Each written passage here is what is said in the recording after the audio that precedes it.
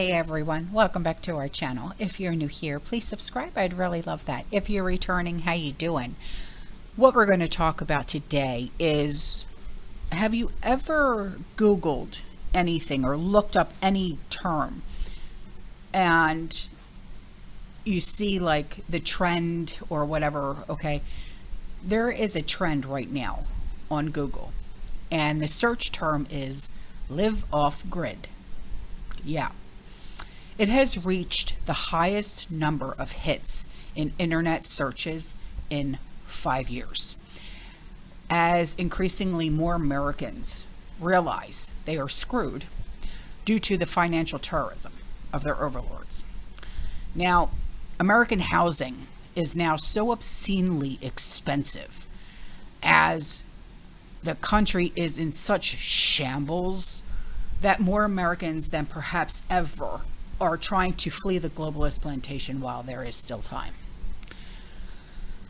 This regime of both Democrats and Republicans, dating back many, many decades, have all printed money endlessly, which has so diluted the value of US fiat dollars.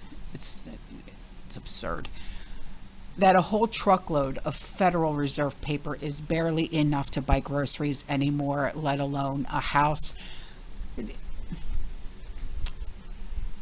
And I know this firsthand because my kids are looking to save up money and buy a house, because first they wanted to rent, and I said, good luck finding anything for less than $3,000 around here a month. I said, you're better off buying a house and having a mortgage that is half that, you know what I mean? Because it's just absurd around here. So depending on where you go and who you listen to, like your media search, you know, your source type thing, both sides of the political aisle are blaming each other for this mess, because it's always the blame game. They got a point, they got a point, they got a point. But the truth is that both sides are responsible. They're both responsible for creating this mess in the first place. There's been a mass exodus of the well-to-do from the cities to the rural areas already occurring, and it happened during the first pandemic. Okay. Everybody was moving to Florida. Move to Florida, move to Florida, move to Florida. Why? No, stop. Please, we're full. Okay? Now, many more are signing up to do the same thing, as they are getting ready to unleash another one starting next month. So, what will become of America's major cities in the process? Except, you know, should we expect more chaos, more crime, the loss of America's economy? What? The off-grid sector, okay, of the economy is booming though. All things considered. The RV industry. The RV Industry Association put out several reports this year stating that parked mobile home shipments are surging on a monthly basis compared to this time last year. As more Americans discover that they can't even afford to buy a real house, a lot of them are turning to van life, shipping containers, which is really, really cool if you ask me. I've always wanted to do that. I think that's one of the coolest houses you can ever build, to be, just in my opinion. Cardboard boxes, no joke. Whatever they can find, literally, and wherever they can put it. If I had my choice, I would do shipping container or RV living, but that's just me. Home improvement stores are also now selling things like getaway pad. If you've ever seen one of these things, they are the coolest things I've ever seen. It's a 540 square foot, 1-bedroom tiny home. It's a steel frame building. It's a kit that sells for about $43,000. No joke, you can build it yourself. Yeah. Now, this is a lot of money for some steel and a pad, but it's a lot less money than your average dump in a typical American city. Because, to be honest with you, if you were to come and buy a house like around where I live here in Tampa, You don't know what you're buying.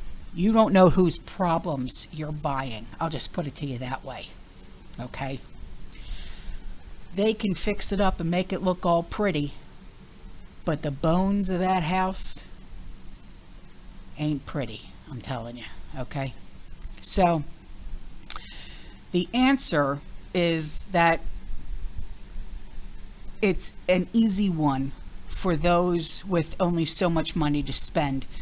You know, when it comes to these kits, these Home Depot kits, the $43,000, heck, I'd do it. If it was just me and Sean, yeah, hell yeah. You know what I mean?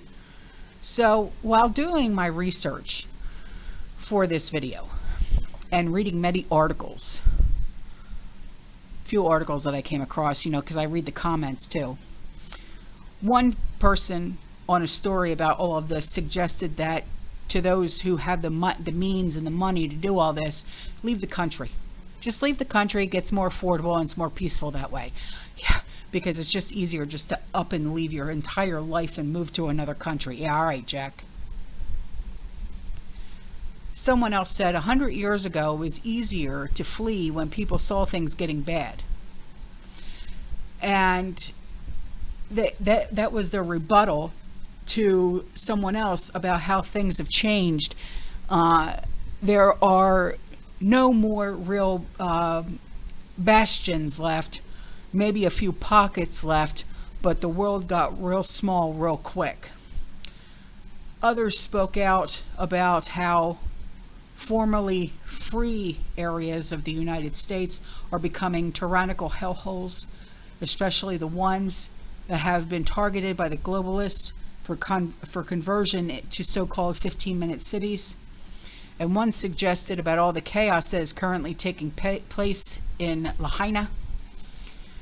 They said, I think the government and the wildfires are linked to force people to live in 15-minute cities. It's not the first time I've heard that. So someone else said, you're not safe just because you live in a red state. It might be better for you right now, but capitals get taken over by communists to proceed to pass leftist laws and end up destroying the rest of the state and its people in time, and they're right. I live in the reddest state on the map. But, you know, things do change, you know what I'm saying? But, you know, just remember, it won't be long now.